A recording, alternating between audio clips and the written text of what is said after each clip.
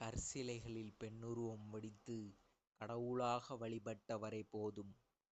என்னை உங்கள் தன்மானம், கௌரவம், தற்பெருமை, அந்தஸ்து அடங்கிய தெய்வமாகப் பார்ப்பதை விடுத்து, என்னையும் உங்களைப் போல ஒரு சக மனுஷியாக நடத்துங்கள் என்றது அண்டை வீட்டிலுள்ள பெண்ணின் மனம்.